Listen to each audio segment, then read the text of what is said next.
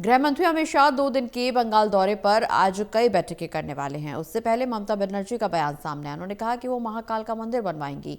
इस मामले को लेकर बीजेपी नेता मुख्तार अब्बास नकवी से खास बातचीत की है हमारे असिस्टेंट एडिटर लेफ्टिनेंट कांडपाल ने। मंत्री अमित शाह बंगाल में हैं। इस बीच उनके दौरे से पहले पश्चिम बंगाल की मुख्यमंत्री ममता बनर्जी का एक बयान आया है जिसमें उन्होंने महाकाल का मंदिर बनाने की बात कही है। इस मामले पर बात करने के लिए मेरे साथ मौजूद हैं भारतीय जनता पार्टी के सीनियर नेता व पूर्व केंद्रीय मंत्री मुख्तार अब्बास नकवी साहब।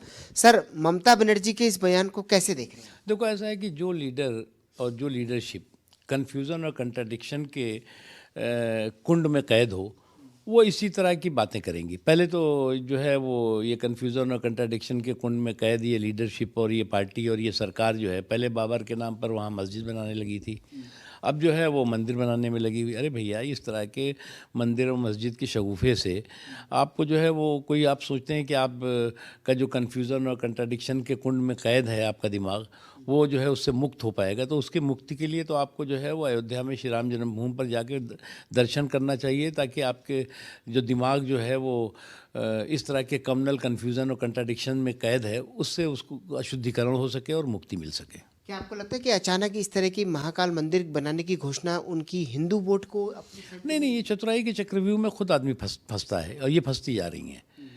अभी तक जो है वो आप तुष्टीकरण की सबसे बड़ी जो है वो महान लीडर बन गई थी। सबसे ज़्यादा जो है अपीज़मेंट का आपने जो है वो खेल खेला। अब जब चुनाव सामने आ गया और आपको समझ में आ गया कि आपकी सत्ता का सुपड़ा साफ़ होने जा रहा है, आपका सियासी सुपड़ा साफ़ होने जा रहा है, तो इस तरह के शगुफे दिखाई पड़ रहे हैं। एक मुस्लिम मौलाना कह रहे हैं कि 31 दिसंबर का जश्न जो है वो शरीयत में खिलाफ। देखो, ऐसा है, कुछ लोग जिहादी ज़िले इलाही बनने की धूर्तापूर्ण धारा प्रवाह धमाल और कमाल में लगे हुए हैं।